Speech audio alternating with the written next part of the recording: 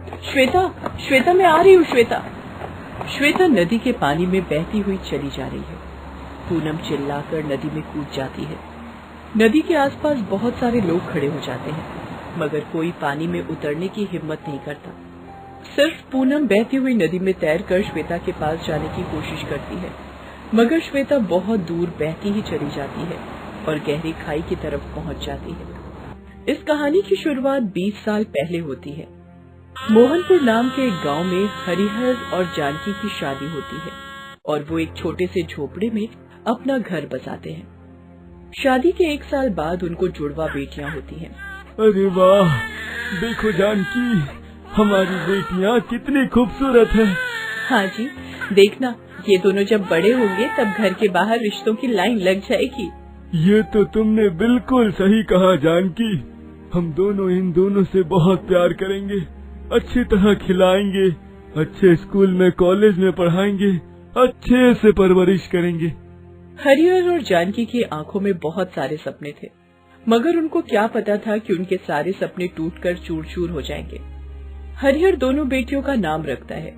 बड़ी बेटी का नाम होता है पूनम और छोटी बेटी का नाम होता है पूजा। पूनम और पूजा के दाहिने हाथ में एक बर्थ मार्क है। जानकी हरिहर से कहती है, देखो जी, दोनों के दाहिने हाथ में बिल्कुल एक जैसे दाग हैं। अच्छा ही तो है, जुड़वा बच्चों को ऐसा होता है, इससे पहचान करने में आसानी होती है। पूनम और पूजा थोड़े बड़े होने लगे। वो दोनों एक दूसरे को बहुत ही प्यार करते हैं, एक दूसरे के साथ खेलते हैं, कभी कभी झगड़ा मारपीट भी करते हैं। हरिहर और जानकी ये सब देखकर हंसते हैं और प्यार से दोनों का मन भर जाता है। ऐसे ही हंसते खेलते 3 साल बीत जाते हैं। दोनों में बहुत ही ज्यादा बॉन्डिंग है। दोनों की तबीयत एक साथ खराब होती है। देखो जी, दोनों में कितना प्यार है, तबीयत भी एक साथ ही खराब होती है। जुड़वा है ना, सुना है जुड़वा बच्चों में ऐसा होता है। एक दिन हरिहर जानकी और दोनों बेटियों को लेकर नदी किनारे वो लोग पिकनिक मनाते हैं, खाने पीने लगते हैं। पूनम और पूजा बैडमिंटन खेलने लगते हैं। चल पूनम, बैडमिंटन खेलते हैं। हाँ हाँ चल पूजा, बहुत मजा आएगा। ठीक है, खेलो खेलो, मगर नदी के ज्यादा पास मत जाना, गिर जाओगे। ठीक है पापा। वो दोनों बैडमिंटन खेलना शुरू करते हैं। कुछ देर तक तो सब कुछ ठीक ही रहता है, मगर एक बार पूनम जोर से मारती है और पूजा नदी के बहुत पास चली जाती है और उसका पैर फिसल जाता है और वो नदी में गिर जाती है। आह, बचाओ, माँ बापू बचाओ। हरिहर और जानकी दौड़ कर आते हैं। पूनम चिल्ला चिल्ला कर पूजा को पुकारने लगती है, अरे अरे कोई बचाओ मेरी बच्ची को, कोई बचाओ मेरी बेटी को, अरे कोई बचाओ। मगर बहुत देर हो चुकी है। पूजा तेज नदी में बहती चली जाती है। वो किसी भी तरह एक पेड़ की डाल को पकड़ने की कोशिश करती है, मगर पकड़ नहीं पाती। वो डूबती चली जाती है और बेहोश हो जाती है। वो बहते हुए इतनी दूर चली जाती है कि हरिहर और जानकी उसे देख भी नहीं पाते। वो लोग एकदम से टूट जाते हैं। जानकी रोने लगती है, मेरी बच्ची, मेरी बेटी कहाँ गई तू, लौट आ पूजा, लौट आ। हरिहर तभी पुलिस के पास जाता है और पुलिस को सब कुछ खुलकर बताता है। पुलिस तुरंत एक टीम भेजकर पूजा को ढूंढने की कोशिश करती है, मगर दूर दूर तक पूजा का कोई नामो निशान नहीं मिलता। सॉरी हरिहर जी, आपकी बेटी नहीं मिल पाई। अब हरिहर भी रो पड़ता है। जानकी में अभी बात करने की भी ताकत नहीं है। पूनम एकदम से शॉक में चली जाती है। उधर पूजा बेहोश होकर बहती चली जाती है और नदी में एक घाट में आकर रुकती है। उसी घाट में उस वक्त एक अमीर आदमी पूजा करने आया हुआ था। वो पूजा को देखता है। अरे ये कौन बहकर आ रहा है? वो आदमी पूजा को गोद में उठाता है और उसकी पल्स चेक करता है। ये जिंदा है, ये जिंदा है। वो आदमी खुश हो जाता है। वो पूजा को लेकर अस्पताल जाता है। अस्पताल में पूजा का इलाज किया जाता है और पूजा को होश आता है। डॉक्टर साहब जब पूजा का नाम और पता पूछते हैं तब पूजा कुछ नहीं बोल पाती है। वो पहले का सब कुछ भूल चुकी थी। डॉक्टर साहब उस अमीर आदमी के पास जाकर कहते हैं, मिस्टर आहूजा, इस बच्ची को तो कुछ याद नहीं है। ये अपना नाम पता कुछ भी नहीं बता पा रही है। अब क्या होगा डॉक्टर? ऐसे केस में ऐसा होता ही है। ऊपर से ये बच्ची है, इसे अब सब कुछ याद आना करीब करीब असंभव है। सिर्फ किसी बहुत बड़े शौक से ही इसे सब कुछ याद आ सकता है, वरना तो कोई होप नहीं है। डॉक्टर, मेरे पास इतना पैसा है, धन दौलत है, मगर कोई बच्चा नहीं है। मैं इस बच्ची को गोद ले लेता हूँ। वो आदमी पूजा को गोद ले लेता है। इसके बाद बहुत समय बीत जाता है। उधर पूनम अभी जवान हो गई है, मगर वो लोग अभी पूजा को भूल नहीं पाए हैं। हरिहर और जानकी हमेशा पूजा के बारे में ही बात करते हैं। उस घटना के बाद से दोनों जैसे अंदर से टूट गए हैं। दोनों ने पूजा को ढूंढने की बहुत कोशिश की, मगर कोई लाभ नहीं हुआ। मगर अभी भी दोनों के मन में एक आशा है कि एक दिन तो पूजा जरूर मिलेगी। वो गरीब है। पूनम स्कूल के बाद शहर के एक कॉलेज में परीक्षा देती है और उसे कॉलेज से स्कॉलरशिप मिल जाता है। वो शहर में पढ़ने जाने के लिए तैयार हो जाती है। अच्छे से जाना बेटी, और हॉस्टल में अच्छे से रहना और अच्छे से पढ़ाई करना। हाँ माँ बापू, आप लोग चिंता मत कीजिए, मैं पढ़ाई खत्म करके ही लौट आऊंगी और आपको लेकर शहर चली जाऊंगी। पूनम चली जाती है। वो पहली बार शहर जा रही है। उसे पता नहीं है कि शहर के लोग कैसे होते हैं, वो कैसे पोशाक पहनते हैं। पूनम गांव में जो सलवार कमीज पहनती थी वही पहनकर चली जाती है और शहर पहुंचकर हॉस्टल में दाखिल हो जाती है। अगले दिन वो कॉलेज जाती है। कॉलेज जाकर वो एक दूसरी ही दुनिया देखती है। सभी लड़कियां छोटे छोटे कपड़े पहनकर घूम रही हैं कैंपस के अंदर। पूनम सलवार कमीज पहनकर गई है। अरे ये क्या, यहाँ तो सारी लड़कियां छोटे छोटे कपड़े पहनकर घूम रही हैं। किसी को शर्म नहीं आती क्या? तभी वहाँ श्वेता नाम की एक लड़की आती है। उसके साथ और भी 2-3 लड़कियां हैं। श्वेता दिखने में बहुत ही मॉडर्न है। वो कहती है, अरे ये देखो कहाँ से आ गई ये गांव की गंवार, कोई ड्रेसिंग सेंस भी नहीं है, सलवार पहनकर कॉलेज आई है। कहाँ से आ जाते हैं ये लोग। ये सुनकर पूनम गुस्सा हो जाती है। मुझसे तमीज से बात करो, समझी ना? क्यों, तू कहीं की महारानी है क्या? मेरी मर्जी है, मैं किसी से भी कैसे भी बात कर सकती हूँ। क्यों, ये कॉलेज तुम्हारे बाप का है क्या? और नहीं तो क्या। हाँ, ये तो श्वेता के बाप का ही कॉलेज है। सुन लड़की, ये मेरा ही कॉलेज है, ये समझ ले। यहाँ मैं जो बोलूंगी वही होगा, और अगर मेरी बात नहीं मानी ना तो इस कॉलेज से निकाल दूंगी। पूनम को डर लगता है। बहुत मेहनत के बाद उसे इस कॉलेज में दाखिला मिला है। यहाँ से जाने का कोई ऑप्शन नहीं है उसके पास। ऐ गवार लड़की, पहले ही दिन तूने मुझसे पंगा ले लिया, इसकी सजा तो तुझे मिलेगी ही। चल कॉलेज का बाथरूम साफ कर, चल। श्वेता पूनम को पकड़कर कॉलेज के बाथरूम में ले जाती है। पूनम चुपचाप बाथरूम साफ करके देती है। अरे वाह, एकदम चकाचक कर दिया। वो तो करेगी, झाड़ू देने वाली तो लगती है। ये बड़ी अच्छी बात करी है तूने। श्वेता और बाकी सारी लड़कियां पूनम का मजाक उड़ाते हैं। पूनम को बहुत बुरा लगता है। वो हॉस्टल लौट कर रोने लगती है। हे भगवान, ये सब क्यों हो रहा है मेरे साथ? क्या गांव की लड़कियों को पढ़ने लिखने का कोई अधिकार नहीं है? नहीं, हार मान लेने से नहीं चलेगा, मुझे लड़ाई करते रहना होगा। पूनम अगले दिन फिर से कॉलेज जाती है और कैंटीन में खाना खाने बैठती है, मगर तभी श्वेता आती है और खाना नीचे फेंक देती है। अरे बाप रे, खाना नीचे गिर गया। रोना आ रहा है क्या मेरी बच्ची को? कैंटीन में बैठे हुए सारे लड़के और लड़कियां पूनम पर हंसने लगे। पूनम वहाँ से चली जाती है। तभी उसके पास एक लड़का आता है। हाय पूनम, मेरा नाम सागर है। कैंटीन में जो तुम्हारे साथ हुआ ना, उसे दिल पर मत लो। वो श्वेता ऐसे ही है, उसके पापा का कॉलेज है ना, इसलिए उसको कोई कुछ नहीं बोल पाता है। सागर अच्छा लड़का है। पूनम के साथ उसकी दोस्ती हो जाती है, मगर श्वेता हर रोज पूनम को परेशान करती रहती है। अगले दिन श्वेता उसके पालतू कुत्ते को कॉलेज ले आती है और पूनम के पीछे छोड़ देती है। पूनम जान बचाने के लिए भागती रहती है। बचाओ, बचाओ! वो कुत्ता भौंकते हुए पूनम के पीछे दौड़ता है। ये देखकर श्वेता और उसके दोस्त हंसने लगते हैं। पूनम कॉलेज से निकलकर एक बस में चढ़ जाती है। इस तरह वो उस कुत्ते से छुटकारा पाती है। उसी रात को पूनम को बुखार आता है। वो बुखार के मारे तड़पने लगती है। उसी रात श्वेता को भी बुखार आता है। वो भी तड़पती रहती है। अगले दिन पूनम बुखार लेकर ही कॉलेज जाती है और उसे पता चलता है कि श्वेता को बुखार होने के कारण वो आज कॉलेज नहीं आई है। पूनम अपने ही मन में सोचती है, अजीब है, कल मुझे भी बुखार आया था और श्वेता को भी। ऐसा कैसे हो सकता है? अगले दिन श्वेता कॉलेज आती है और फिर से पूनम को तंग करने लगती है। कभी पूनम से वो अपना सामान कैरी करवाती है तो कभी अपना जूता साफ करवाती है। ऐसे ही 2 महीने बीत जाते हैं। कॉलेज से सभी को पिकनिक पर ले जाया जाता है, और वो भी नदी के किनारे। नदी किनारे पिकनिक के बारे में सुनकर पूनम डर जाती है, क्योंकि उसे बचपन की घटना याद आ जाती है। मगर सागर उसे मना लेता है। पूनम को अभी तैरना आता है। फाइनली वो पिकनिक पर जाती है। पिकनिक में सभी बहुत मस्ती कर रहे होते हैं। वहां पर भी श्वेता पूनम को परेशान करती है। उसका सामान वो पूनम से कैरी करवाती है। ऐसे ही सब कुछ चल रहा होता है। श्वेता अपने दोस्तों के साथ बैडमिंटन खेल रही होती है और तभी नदी के पास जाकर पैर फिसलकर वो नदी में गिर जाती है और नदी के स्रोत से बहने लगती है। सभी चौंक जाते हैं और नदी के पास आ जाते हैं। तभी पूनम चिल्लाती है, श्वेता, श्वेता, मैं आ रही हूँ श्वेता। श्वेता नदी के पानी में बहती हुई चली जा रही है। पूनम चिल्लाकर नदी में कूद जाती है। नदी के आसपास बहुत सारे लोग खड़े हो जाते हैं, मगर कोई भी पानी में उतरने की हिम्मत नहीं करता। सिर्फ पूनम बहते हुए नदी में तैरकर श्वेता के पास जाने की कोशिश करती है, मगर श्वेता बहुत दूर बहती ही चली जाती है और गहरी खाई की तरफ पहुंच जाती है। और तभी एक मगरमच्छ श्वेता की तरफ बढ़ने लगता है। श्वेता जोर जोर से चिल्लाती है। आसपास के सभी लोगों को यही लगता है कि आज श्वेता का आखिरी दिन है, मगर तभी पूनम को एक पेड़ की टूटी हुई लकड़ी मिलती है और वो उसे पकड़कर जोर से तैरने लगती है।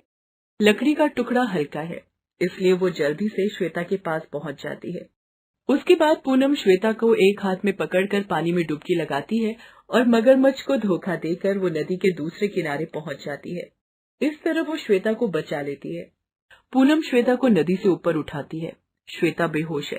तभी वहां पर डॉक्टर आते हैं और श्वेता का ट्रीटमेंट करते हैं। श्वेता को होश आता है। श्वेता आंखें खोलती है। श्वेता के दोस्त उसके पास आते हैं। श्वेता, तू ठीक तो है ना श्वेता? श्वेता? कौन श्वेता? मेरा नाम पूजा है। सभी चौंक जाते हैं। सबसे ज्यादा चौंकती है पूनम। मैं अपने माँ बापू और बहन के साथ नदी किनारे पिकनिक मनाने आई थी, मगर बैडमिंटन खेलते हुए नदी में गिर गई। मुझे अपनी बहन, अपने माँ बापू के पास जाना है। अरे, ये क्या कह रही है श्वेता? अगर ये सच है तो उसके दाहिने हाथ में मेरी तरह एक बर्थ मार्क होना चाहिए। देखो तो। पूनम श्वेता का दाहिना हाथ अपने हाथ में लेकर देखती है और उसे वो बर्थ मार्क दिखाई देता है। पूनम रो पड़ती है और कहती है, पूजा, तू पूजा है, मेरी बहन। मैं पूनम हूँ बहन, पूनम। पूजा पूनम को गले लगा लेती है। तभी वहां वो अमीर आदमी आता है, मगर श्वेता यानी कि पूजा उसे पहचान नहीं पाती। इसके बाद वो अमीर आदमी पूनम से सब कुछ कहता है, कैसे पूजा उसे नदी के घाट पर मिली, कैसे वो सब कुछ भूल चुकी थी और कैसे उस आदमी ने उसे गोद लेकर बड़ा किया। डॉक्टर ने कहा था कि किसी बड़े शौक के पाने के बाद ही इसे पुरानी बातें याद आ सकती है। आज वो सब कुछ हुआ जो इसके साथ बचपन में हुआ था, इसीलिए इसको फिर से सब कुछ याद आ गया। बेटा, मेरी बहन, आखिरकार मेरी बहन मुझे मिल ही गई। चल बहन, घर चल, माँ बापू बहुत खुश होंगे। पूनम पूजा को गांव ले जाती है। वो हरिहर और जानकी से मिलकर रो पड़ती है। हरिहर और जानकी की खुशी का कोई ठिकाना नहीं रहता। वो अमीर आदमी पूजा और पूनम को कॉलेज पास करने के बाद नौकरी दिला देता है। सभी शहर आकर खुशी खुशी जीवन बिताने लगे। ये कहानी है गर्भवती सावित्री की। वो बहुत ही गरीब है और हाथ रिक्शा चलाती है। कभी वो स्टेशन के पास तो कभी बस स्टैंड तो कभी किसी मॉल के पास सवारी के इंतजार में खड़ी रहती है।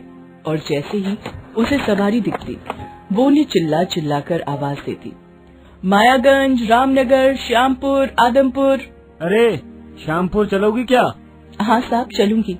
कितने पैसे लोगी श्यामपुर के? साहब, श्यामपुर तो बहुत दूर है, 20 रुपए लगेंगे। 20 रुपए?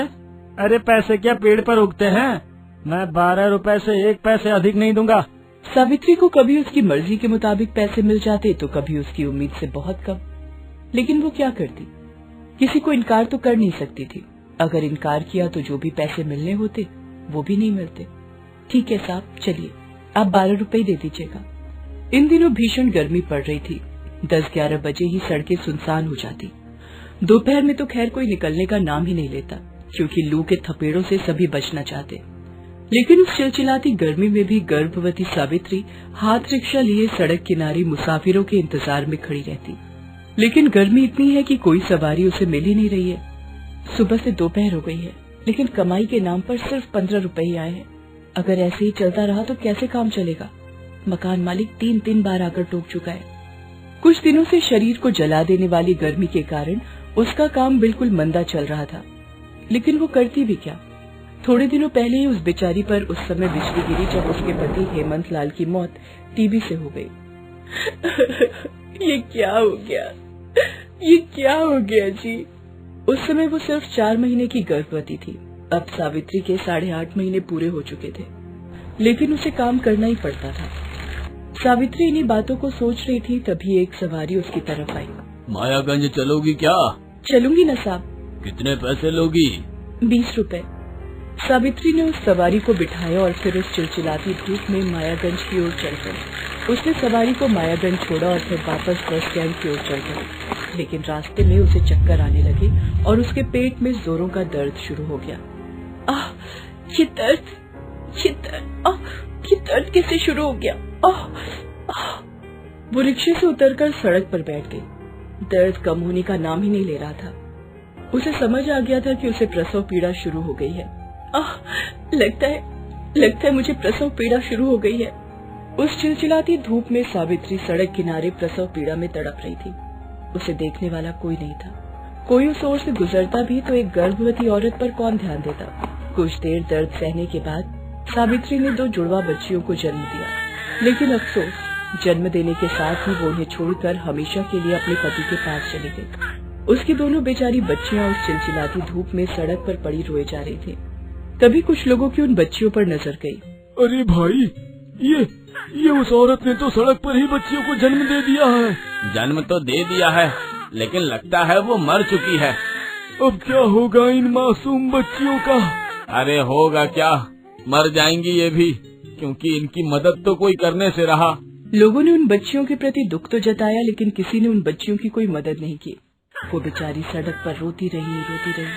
लोग पत्थर दिल की तरह उधर से गुजरते रहे। कुछ देर बाद उधर से एक गाय गुजरती है। जब वो उन बच्चियों को रोता देखती है तो उसके पास चली जाती है। गाय थोड़ी देर उन दोनों बच्चियों को देखती है और फिर उन्हें अपना दूध पिलाने लगती है। एक औरत जो उधर से गुजर रही थी, उसने जब ये दृश्य देखा तो आश्चर्य है, ये गाय इन बच्चियों को दूध पिला रही है। उन बच्चियों को दूध पिलाने के बाद वो गाय उन दोनों बच्चियों को अपने मुंह में उठाकर सड़क से थोड़ी दूर एक पेड़ के किनारे रख देती है। उसके बाद वो खुद पेड़ से पत्तियों को अपने मुंह से तोड़ती है और उसे किसी चादर की तरह बिछा देती है और उन दोनों बच्चियों को वहाँ पर लिटा देती है। जो लोग उधर से गुजरते सभी उस गाय को देखकर दंग रह जाते। भाई, लगता है ये गाय ही इन बच्चियों को पालेगी। अरे हमें क्या इससे लेना देना, चलो यहाँ से। हर दिन वो गाय उन बच्चियों को अपना दूध पिलाती और फिर वो घास चढ़ने जाती। घास भी वो आसपास ही चढ़ती और उन दोनों बच्चियों पर अपनी नजर रखती।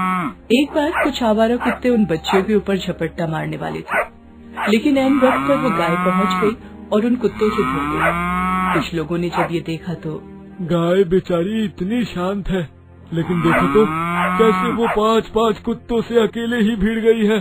हाँ, तभी तो गाय को माता कहते हैं। वो गाय उन बच्चियों को बहुत प्यार करती थी। अगर बच्चियां कभी रोने लगती तो गाय की आंखों में भी आंसू आ जाते और वो अपनी जीभ से चाटकर उन्हें प्यार करने लगती। धीरे धीरे समय बीतने लगा। वो दोनों बच्चियां 6 साल की हो गई। जिस तरह गाय उन्हें प्यार करती थी, वो दोनों बच्चियां भी उसे प्यार करती।